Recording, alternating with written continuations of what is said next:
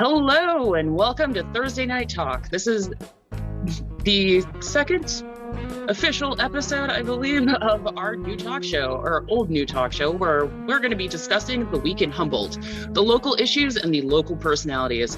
I'm Talvi Fried, and I will be your host for the next hour. Remember, you can tweet at us during the show at Access Humboldt. We also have a phone number for callers who feel like they want to have something to say or participate. We welcome all local members of the community to join us. The phone number is 669-900-6833. Joining us for the entire hour tonight are Dr. Cutcha Risling Baldy, Associate Professor and Department Chair of Native American Studies at Cal Poly Humboldt. How are you doing tonight? Doing great. Thanks for having me. Love that you are here. We've got Julia Minton, organizer at National Union of Healthcare Workers and co-host of KMUD Radio's Thinking Clearly, which you can also hear here on KZZH every Friday evening at 7 p.m. Thank you for joining us. Thanks for having me. And of course, we have David Frank, who is the Senior Human Resources Coordinator for Internews, also host of North Coast Journal Preview and co-host of Redwood Wonk. Both are here at KZZH. Welcome, David. Hey there. Thanks for having me this week. This is great. I'm glad we're up and running. Me too. It's exciting. It is very exciting to be up and running. Our first topic, we're going to swing right into it. This is particularly an issue heard, and you will find out why, because I'm sure everybody has something to say about it. The topic is a generalization of the most general way we could put it, which is Indigenous Peoples Day is coming up. We do have somebody who specializes in Native American studies. And so we figured, hey, let's discuss this, especially with the issues going on with the Planning Commission. So Indigenous Peoples Day, for those who are not aware, it is a holiday in the United States that celebrates and honors Native American peoples and commemorates their histories and cultures. And if you are not aware, it replaces Columbus Day. So Dr. Cutcha, this is your expertise. I still have people in my life who refuse to discount Columbus Day. It's an interesting perspective. What have you found, especially dealing with students, associates at Cal Poly, as well as the community involved in the celebration of Indigenous Peoples Day? I think a lot of it comes down to still that people are relearning their history, especially about Columbus and what we understand about, him sailing the ocean blue in 1492. We've been taught to really think about him in one way and as a discoverer of something, not a dude that was lost at sea and got found by Indigenous peoples. We don't often hear about the violence that he perpetuated.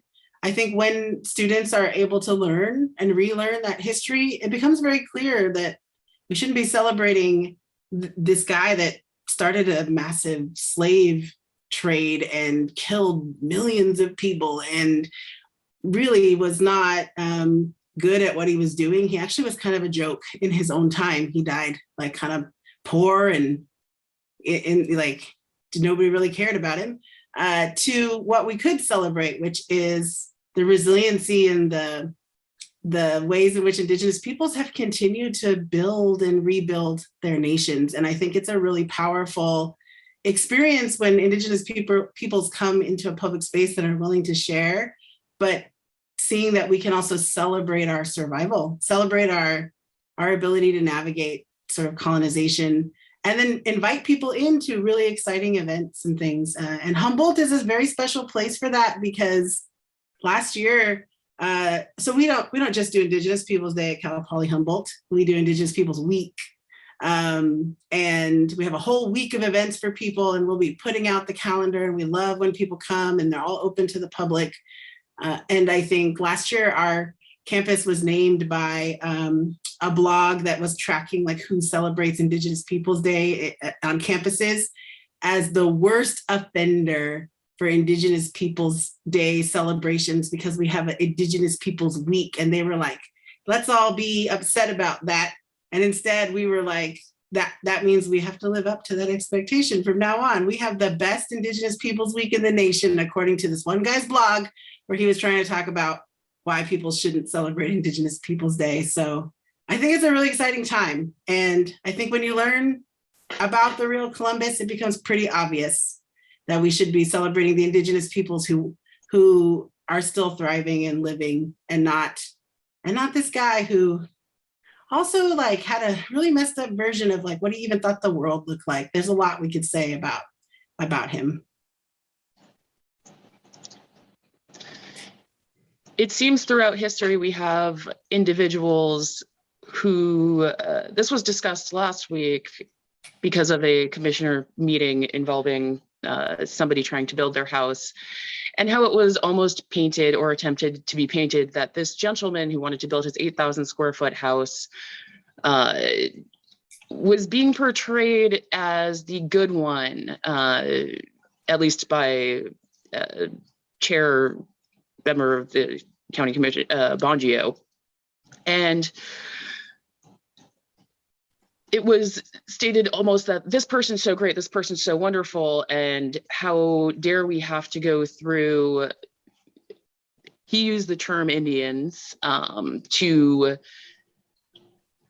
have to do anything to land that this person obviously deserves. They're an upstanding member of the community. And I think that's a similar tie-in to Columbus Day versus Indigenous Peoples Day, where some are some historic members, some current members of planet Earth are touted as wonderful, while others are touted as insert terms here. I mean, I think one thing that we're constantly trying to remind people when they think about the Columbus story, or even who we are as Native people today, is we're human beings, we're people, we're like members of your community, we're your neighbors, we're your friends, we're like people who work with you. So when people sort of take this, they gotta get off the rails and they start going like the Indians. First of all, there's like over 500 nations in the United States of America that are Native peoples. They're all very diverse from each other. We're not one monolithic group of people. But second of all, like to use a language that would sort of somehow make it as if we're not the same, like we're not also community members or people that are interested in like what's going on in the spaces that we are all living as a part of. I also think that comes from a dehumanization that happened with Columbus, where suddenly we get turned into a monolithic group of people. He refers to us as Indians, not as the individual like nations that he's meeting, the groups of people who had very complex cultures and societies. And in him doing that, he then becomes justified in all the things that he's doing to us because we're somehow a little bit less than human. And I want people to think about that when the rhetoric used against us pushes us to the point where we become like not a full human being, but instead like a monolithic group of people that somehow aren't people that like also go to the, you know, the restaurant or the pub and hang out with you, or like go to the events in your community, or I think Columbus does that. He dehumanizes enough that suddenly we become a group that we never were. John Trudell actually says that word Indian was never uttered in this space until this person came. It's not even a word from us. It's not who we are. And when we talk about ourselves in our languages, if you ask us, who are you? And for Hoopa people, we say we're not Tinahwe, right? Like that's who we are. That means we're human beings. We're people. We're people of the valley. That's what we say to people. I'm a human being. I'm a person. I'm meeting you as a person and a human being. Julia, you had mentioned Commissioner Bongio before we started, and I'm wondering if you wanted to add in any thoughts. I will admit I have not been paying super close attention to these issues, but I couldn't kind of help but hear about some of them. And you know what, I haven't fully thought this out yet or the implications, but what does kind of occur to me is the role private property plays. When is private property established, who has private property rights? And that's kind of a lot of what I heard is, an individual who has a owner builder permit for a 8,000 square foot house who really feels strongly that they have the highest private property rights. And I think that's something that we're seeing a lot of work done in this area as far as returning property to rightful owners.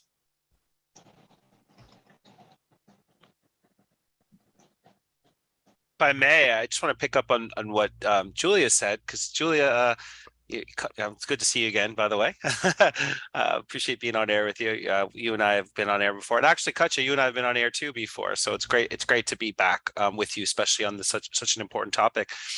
But so I actually spoke with two journalists last week who wrote articles about the incident at the Humboldt County Planning Commission, and it's one of those things where, in light of the fact that there was an opportunity for an actual collaboration and an actual advancement of the development was approved, but with restrictions that needed to be sorted out. Not to rehash this at all, but there were three tribal representatives who actually said, well, we just have to dot the I's and cross the T's. Let's go to this meeting and let's present our opinion. We were following the rules. We're presenting our opinion.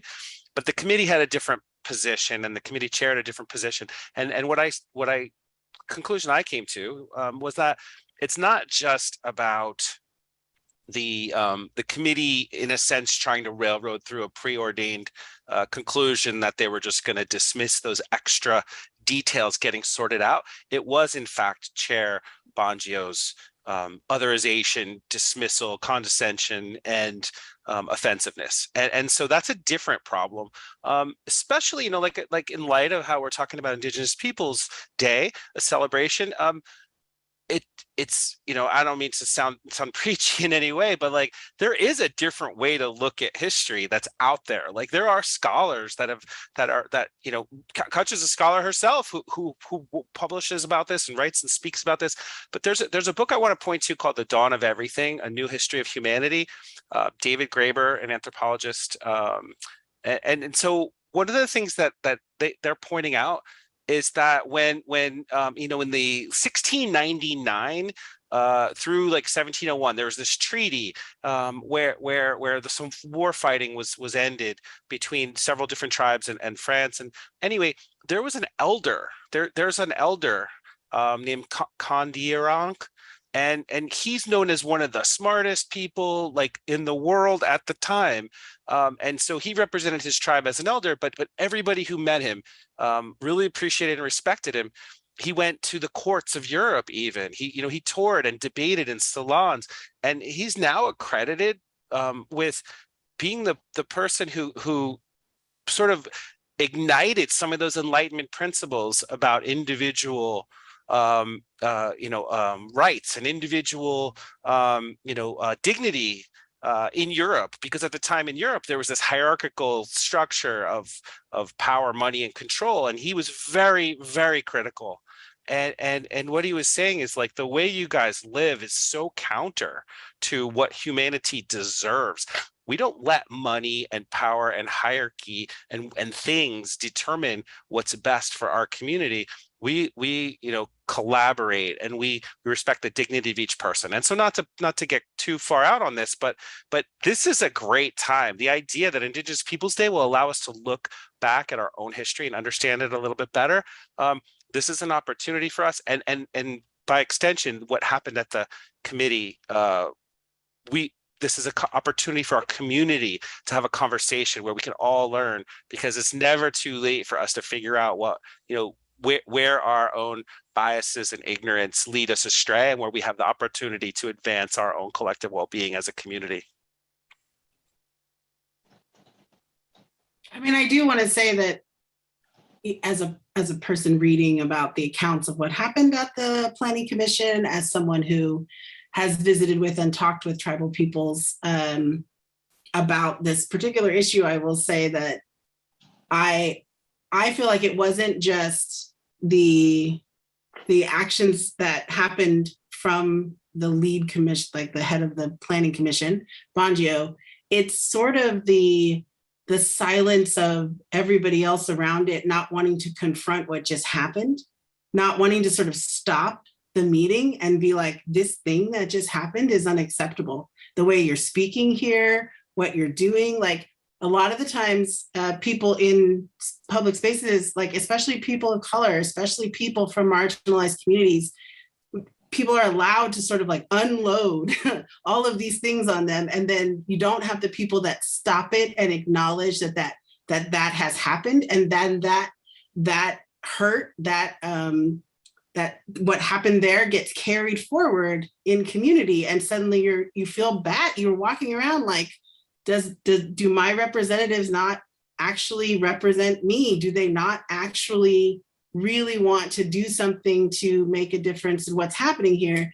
And then you come back to the next meeting and you actually do have community members showing up and saying, this person needs to resign. They need to be taken off the commission. And there's not been a discussion about that. There's been sort of this ongoing like, oh, we kind of moved on, we apologize.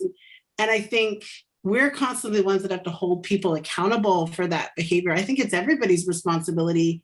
I wonder, where's the voices of the Board of Supervisors in this? Where's the voices that say that we want to do better and right by our citizens of Humboldt County? And that's part of, I think, the additional thing that's going on there. A few years ago, a similar situation occurred. So there are several people who wrote an open letter to Supervisor Rex Bone and Planning Commissioner Alan Bongio. You can see that on Lost Coast Outpost. I believe it's still on the first page. A few years ago, Rex Bone was asked to step down because he had made a statement saying that a local restaurant's Mexican food was so authentic that it will make him steal hubcaps later. I'm paraphrasing that. And that caused a lot of outrage, and that got buried. I haven't heard anything from it. It happened. People forgot about it to the point that now this is the newest thing. And I think that does happen a lot. And I'm not going to be completely surprised if Planning Commissioner Bongio doesn't step down and just waits it out, because I think everybody's going to forget about it. And I'm not seeing, though, I'm seeing a lot of outcry about how wrong Planning Commissioner Alan Bongio is. I haven't seen an apology from him because I think that would be admitting fault, which a lot of politicians are trained not to do, never admit fault. The old kind of passive aggressive, I'm sorry you feel that way, instead of ever acknowledging wrongdoing, which is, it happens often. It happens often. It isn't that surprising. Julia. I mean, correct me if I'm wrong, is not the planning commissioners appointed by county supervisors? And was he not appointed by Rex Bone? Is that my understanding? And so I think there's a certain layering of accountability. You know, you have a supervisor who then appoints somebody to a planning commission who demonstrates that this is, in his view, acceptable behavior. And of course, you know, people under his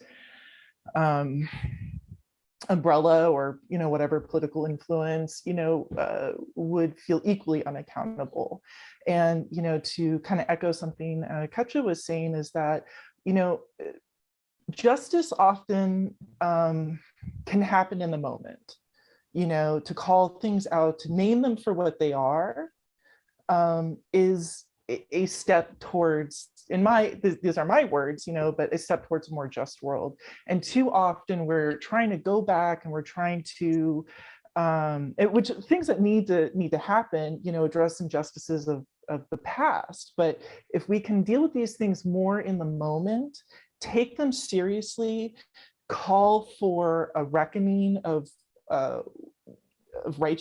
justice, that I think that's, in my opinion, how we can move towards a more just world. We are going to take our break. We'll be right back. You're listening to Thursday Night Talk, and I'll see you in just a moment.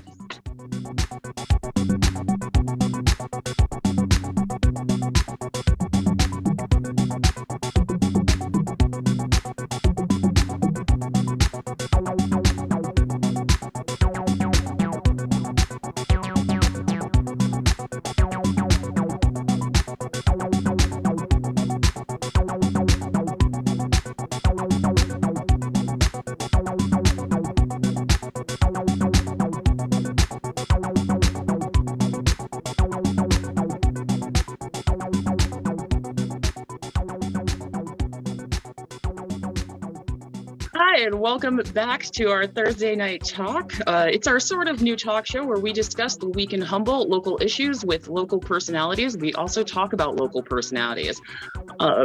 For those who just tuned in, I am here with Dr. Cutcha Risling Baldy, Associate Professor and Department Chair of Native American Studies at Cal Poly Humboldt. Julia Minton, organizer at National Union of Healthcare Workers and co-host of KMUD Radio's Thinking Clearly, which you can also hear.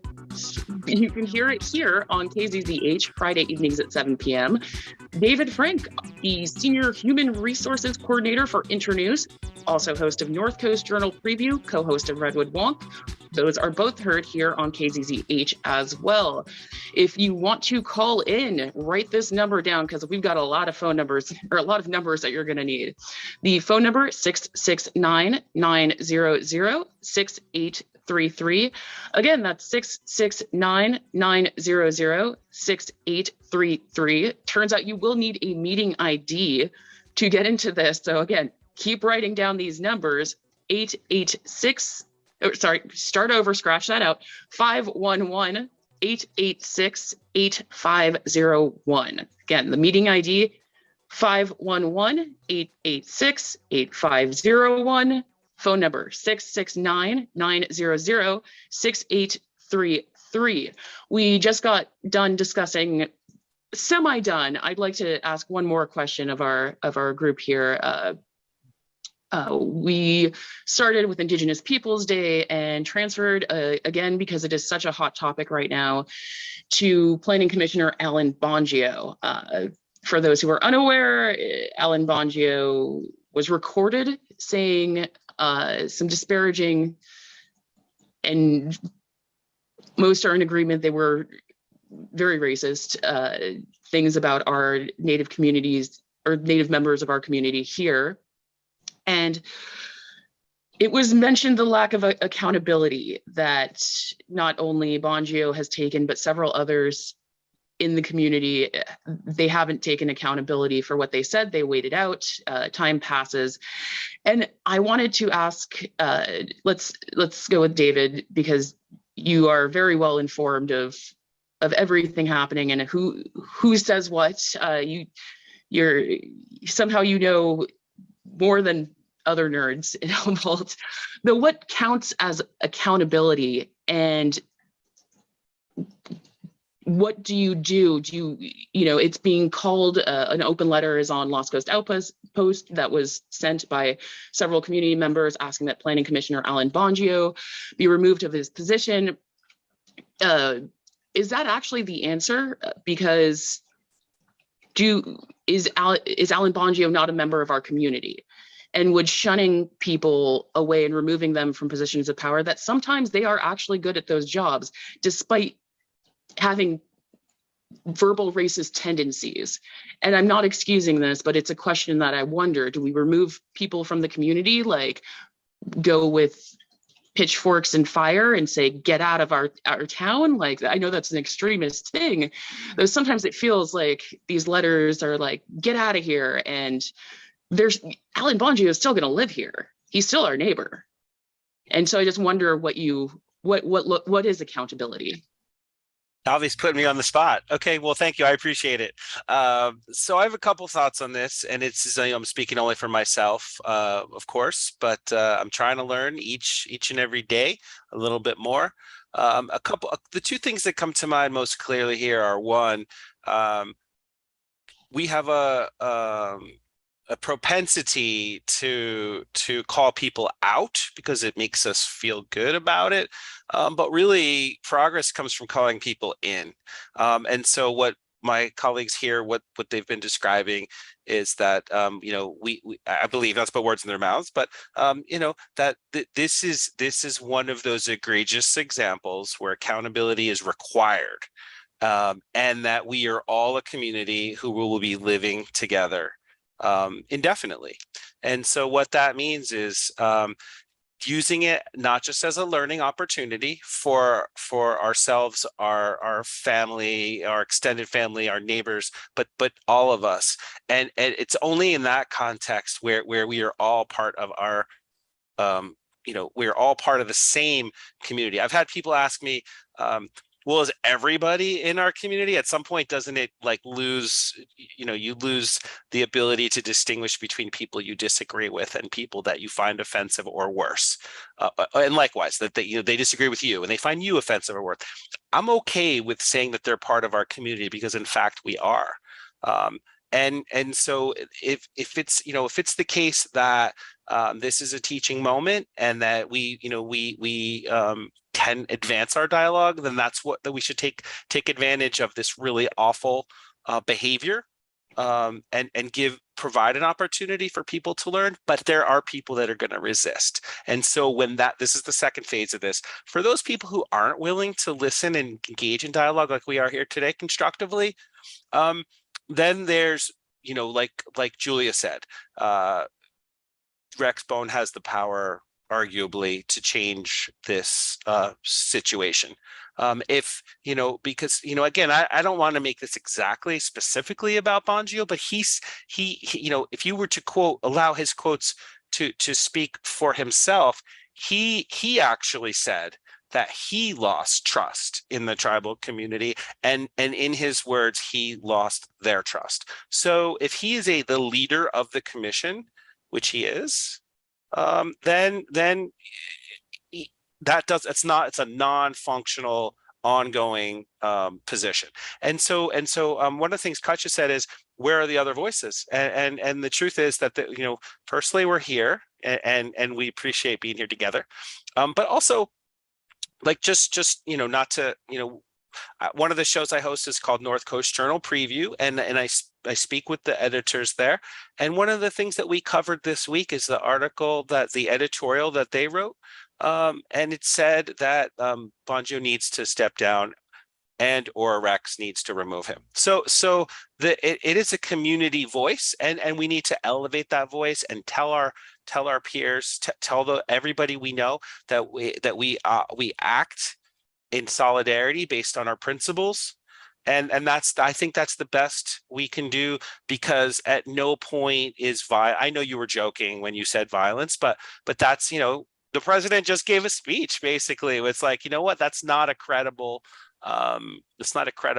way to carry out community discourse. It's the wrong direction always. And so we need to collaborate, and the only way we collaborate is dialogue, and the only way we have dialogue is to engage, and the only way we engage is effort. So it takes an effort from all of us. It takes a lot of effort from all of us. I will agree with that. I will put this out there to all listeners. I'm not trying to have a kumbaya show necessarily. This is a discussion show, and for those with alternative views than what you're hearing, feel free to call. You can message us, you can send an email, find us on Facebook, Twitter, and even be on the show. That's the whole point of this, is every person who lives here is part of the community. And one of the ways that I feel is a active duty for community members is to vote.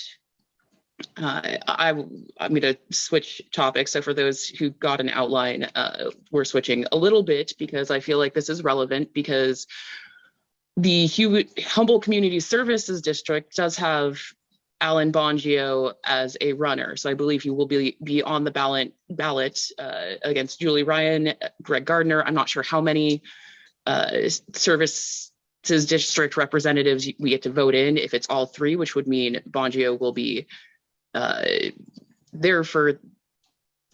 on the board continuously. If it is all three, though, one of the ways to participate is to vote and to know your candidates, know what you're voting for. Julia, you Talvi, seem to. Can I Yes. dovetail real quick here with the question you had with Dave and actually and about voting, because Yes. I will say it starts with voting. Voting is a starting place, but your question to Dave was about accountability, right? And I do this about 20 times a day. I go to Google or DuckDuckGo and I say, define a term, right? Define accountability. And accountability is the responsibility for the fulfillment of obligations, liability to account for conduct, meet or suffer consequences, to hold a trustee to his accountability. And the key thing I wanted to touch on there is the fulfillment of obligations. Bongio is a chair of the commission and has obligations as such, but also consequences, and I think that's where sometimes, we live in a really complicated day and age. I probably, don't need to tell you all, but, when people, yes, there's definitely room for calling in and having those opportunities. And then there's also times to call out. But ultimately, people are accountable, responsible for their behaviors, whether intentional or unintentional, and may face consequences, And so I'm gonna go with a really off the wall extreme example, but if I am if I'm in a severe accident in my car, I was trying to be as responsible as possible, but still something happens, maybe someone dies, that's where manslaughter comes in. There was no intent to murder someone, but there's still consequences for those actions, and so that's where I kind of want to I bring it back to what does accountability look like in this case, and also for a few other things that are going on in our county, and what level of severity of consequences are appropriate given the breach of trust, and so with Bongio, I don't necessarily have an answer for that, but sometimes consequences do start with voting and voting people out. To bring it around for you there. Cutcha, I believe I see you taking notes. Would you like to share with the class? I think what I would say is where is the bar for our public officials? And is the bar at the point where we can say, hey, if you say something really racist in a public meeting, that's below the bar for our public officials. That's actually that's not an oops that's just below the bar. And then what becomes the responsibility of those who put him into that place, or even himself, to try to rectify what has happened. And there's no attempts at healing or outreach, or there's been none of that. However, I will say removing somebody from a planning commission or a committee or someplace that they have been appointed, to me, that's not a punishment. That's not something where you can be like, we've hurt this person in some way. That is saying this thing that happened was very egregious, and we need to work on how we can all rebuild that relationship. We're all responsible for that. The Board of Supervisors, the Planning Commission, the office, everybody should feel responsible for that. And then say, we can't do that if we don't take some action to demonstrate that you yourself are actually going to take this very seriously. You should be the first person to say, I take this so seriously, I have to step away, do some good work on myself so I don't constantly dip below the bar I find it really interesting that people are always worried that you're sort of like, if something happens with somebody and you go, hey, that's not a good thing, you should actually, that you're canceling them or you're pushing them away. And in my mind, I'm like, they should be the first person to say, I'm going to take myself out of this situation because the thing needs to keep happening. The Planning Commission needs to keep going. It can't be about me. I have many things to work on, obviously. I have gone below the bar of like the very basic minimum, which is don't be racist. And I feel like we've set the bar so low. We're just saying, don't be racist. And I feel like that's not a difficult thing to do. If people find it difficult, I don't know if you should be on a public commission. Maybe you should be in all the spaces to learn about how do I actually do better by myself and my future generations. And then maybe I can be on a public commission.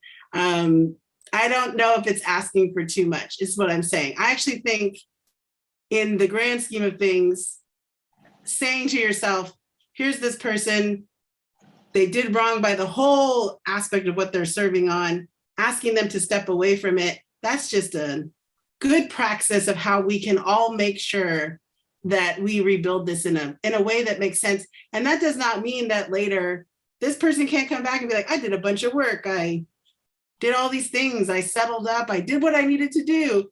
And then we go, well, welcome back. Let's have a new conversation.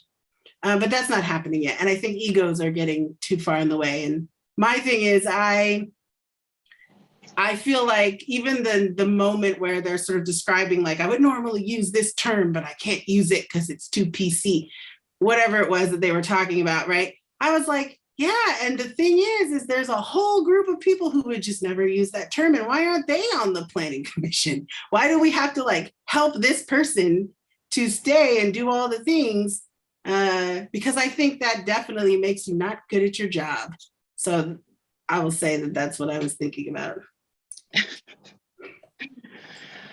To switch slightly to another controversial election or a person who is seeking re-election, Arcata City Council has quite a few people running. One of them happens to be former Mayor Brett Watson, who it was voted no confidence. For those who want to catch up, it's a very long story. I think it was a very publicized story. The what current council member Brett Watson went through. And okay, we have a call. Should we take the call?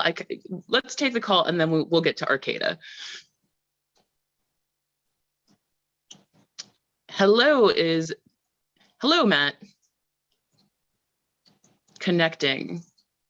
Well, that's good. For those who want to call in, this is our first caller of the day. The phone number 669-900-6833, the meeting ID, which you will need after you dial 669-900-6833, is 511-886-8501. That's 511-886-8501. Calling in is Matt.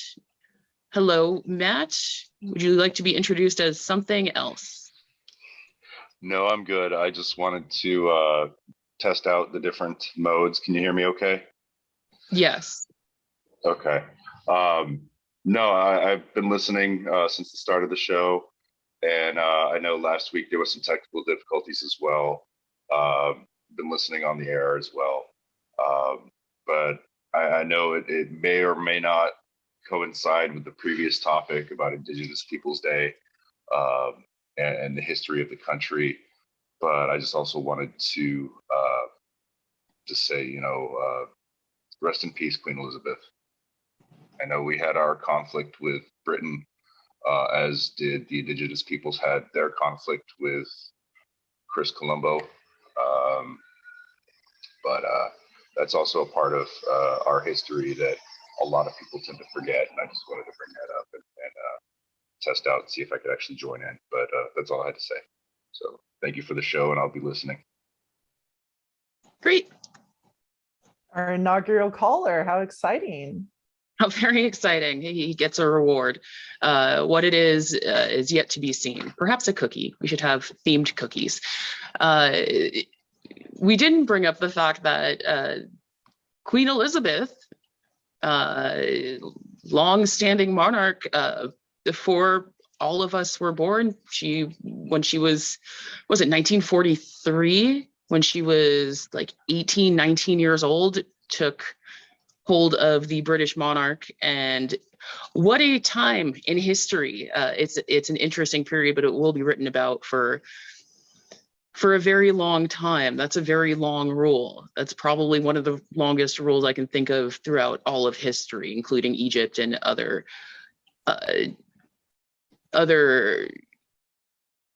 areas of the world that are no longer standing, or cultures that are not. Yeah, 70 years. Anybody have anything they want to say on Queen Elizabeth and her current passing? Yes, David.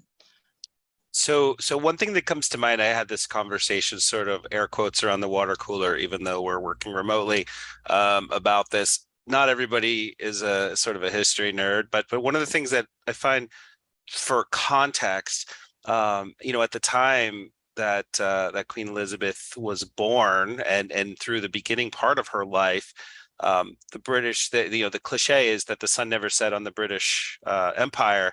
Right now, there's nearly 200 countries on Earth, and around half of them are part of the British Commonwealth, still to this day.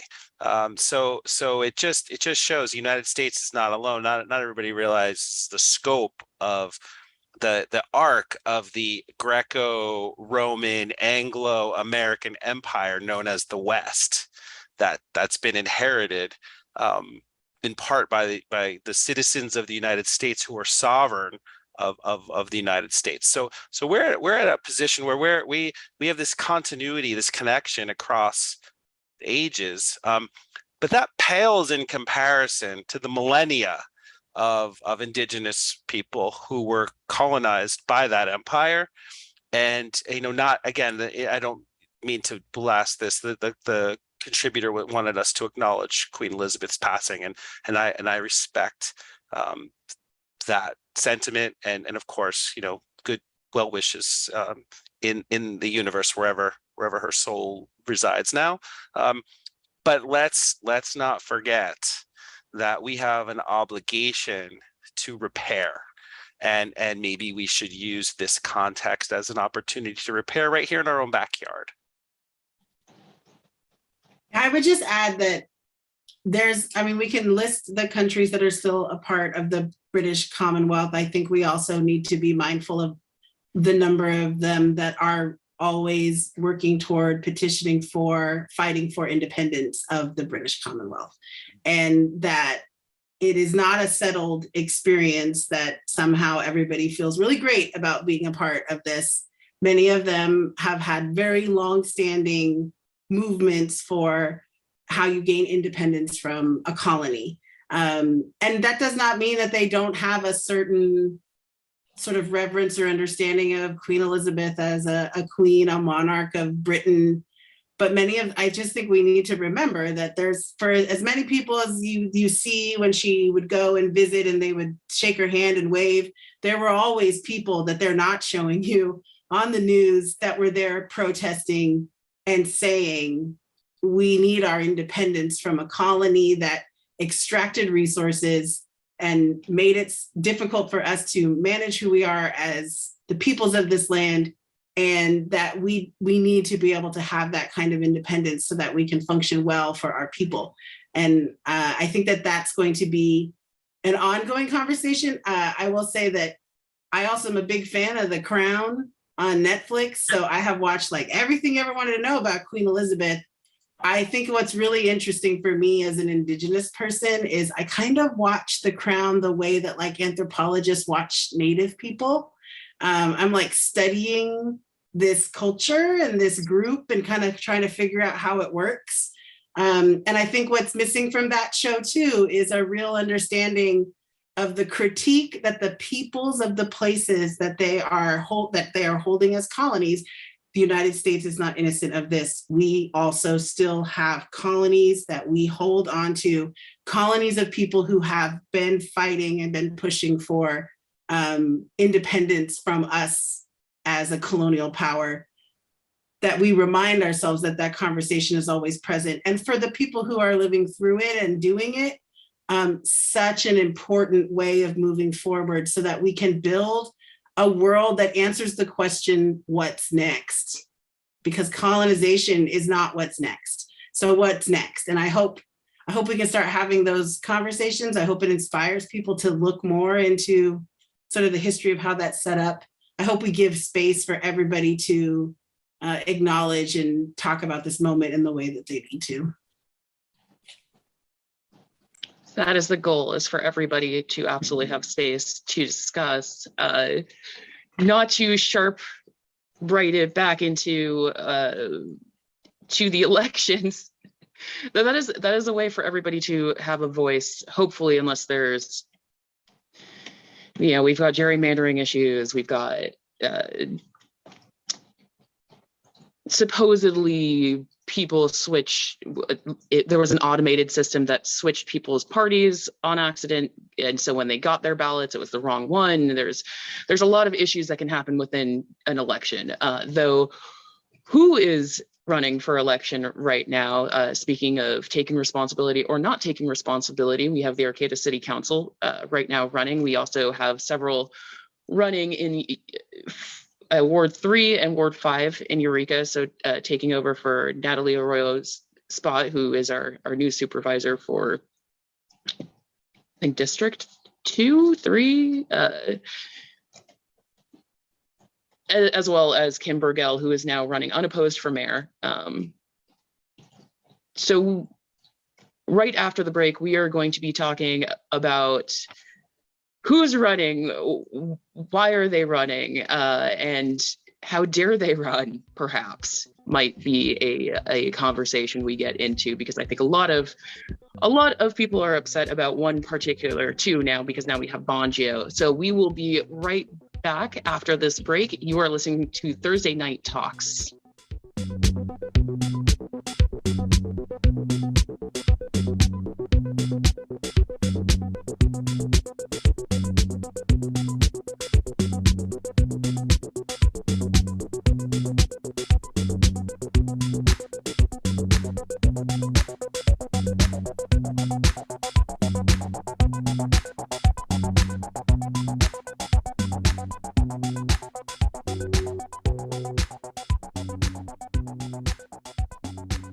Welcome back to Thursday Night Talk. It is our sort of new talk show. We discuss the week in Humboldt, what is going on. We discuss local personalities. I'm Talvi Fried. I'm your local host. We've got Dr. Cutcha, Risling, Baldy, Associate Professor, Department Chair of Native American Studies at Cal Poly Humboldt.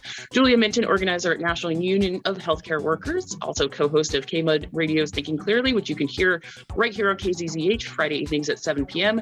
And David Frank, who is just very well-rounded and part of absolutely everything, that you can hear his shows on KZZH, North Coast Journal Preview, as well as Redwood Wonk. We are discussing the elections. One of the most controversial, other than now Bongio with the Planning Commission, is the Arcata City Council candidate, Brett Watson. I'll just jump into it. Let's talk about Brett. Julia, I know, I feel like you have a lot of opinions on this one. Sure. I mean, I would first, to be honest, I haven't been following this super closely, but I have been trying to follow it a little bit. A drastic difference between Brett Watson and Bongio is, Bongio has made some comments very recently for which he was called out on, and isn't, and some people, in my opinion, being accountable for those comments. However, what's been going on with Brett Watson is has had many more twists and turns, and a lot of substantiated evidence behind it, including an investigation by the city of Arcata, numerous witness statements, and most of all, what really resonated with me as a woman who has worked in this world was in May, there was a letter signed by over 50 local women leaders calling for Brett Watson's resignation. I don't know. I mean, I'm surprisingly, as someone who's on the radio right now, I'm a relatively private, introverted person. And I just don't understand how people could be publicly calling for your resignation, how you could be have your presence restricted in the councils, have investigations against you, and then think it's a good idea to run. I don't get it. I can jump to a lot of conclusions. I could attempt to be a psychotherapist and give diagnoses, but it just leaves me like, really? Really? Is this what's happening? Is this who we are? I'm speechless beyond that. I just don't know. But that's my take. I'm okay with giving psychological analysis of people, even though we're not trained to do that. It's one of my favorite games to play. What disorders does this person have? David, you had mentioned ego, and that there is a lot of ego happening in county politics. Do you have any thoughts on this one? Yeah, I mean, I think you pinned the tail on the donkey here, whatever, got it right on the nose. This is one of those instances where there's been not just following up on Julia's assessment and details. City of Arcata commissioned a Kramer Workplace Investigations to do a deep dive into his behavior, and they found that it was, quote, undisputed that he engaged in, quote, unprofessional and inappropriate conduct and, quote, abuse of his power as a city council member. And it gets creepy from there. We don't have to disparage him any more than I already did. I don't intend to do that. But the point is that this lack of self-awareness, yes, people have crises in their life. Yes, people have substance abuse problems. Yes, people are in need of support managing the complexities and the tragedies and all the things that we go through. But he's a public official, and he's responsible not just to his own ego and not just to what appears to be a narcissistic impulse to remain in the limelight. But in reality, he is responsible to the community that he supports, that he's supposed to support and lead. And so that in and of itself, that was already known. But the most recent wrinkle in this, which I think is a little bit fascinating, is that he also says he's got a lot of support, and that's why he's hanging in there, because he's got a lot of support. But in another, North Coast Journal, did a review of the public record and found that, all of his emails were subjected on his public account, and every one of them was reviewed, and they found 4 pieces of support total. So he's there's this disconnect, and that's all I could say, is that it's really sort of tragic, this disconnect, and that voters will decide ultimately. And I think it's pretty clear. The public record speaks. That is a lot of what would you call it, a ratio of dissent versus support to only have 4. It makes me like, it's like the opposite of majority of people, where you get 9 people who say you did a great job, and you get 1 person who says, wow, you're terrible, and you focus on the terrible. It's an interesting mindset, and I do hope that Brett Watson gets to live a happy, healthy life and does receive support and help for the very public issues he has gone through. Does that mean he'll be elected into city council again? That's up to voters. It looks like the other 4 runners who seem to be there are several people running, is Kimberly White and Meredith Matthews for the Arcata City Council. perhaps next week we can discuss the Eureka City Council, though we're running low on time here, and I want to give a chance for everyone to just speak their mind for a moment. David, you've got 2 minutes. I love putting you on the spot. It's very fun. I cannot hear you. I didn't know there was a 2-minute round robin. So one of the things that maybe we'll get to in another show is a topic we were considering that we were going to talk about, which has to do with how, like, for example, our power might get shut off at any moment because most of the state is over 100 degrees and everybody goes home after work that has a home to go to. And if they have air conditioning, they turn it on, or if they have fans, they turn them on. And that in and of itself is putting just such a massive drain. The fact that there are members of our community who still don't acknowledge that we ought to take action in light of wildfires, droughts, fish kills, just the obvious evidence that seems to be present. I had I'm not going to name names in part because I don't remember the person's name, but I had an interaction with a police officer, unfortunately, once, and we started talking, and he said, do you really think there's such thing as climate change? I just haven't seen any evidence. And then I said, man, I'll go to your station and I'll bring you like evidence. I'll bring you links and info, and you could share it with your colleagues. And like, if you really haven't seen evidence, like let's work on this together.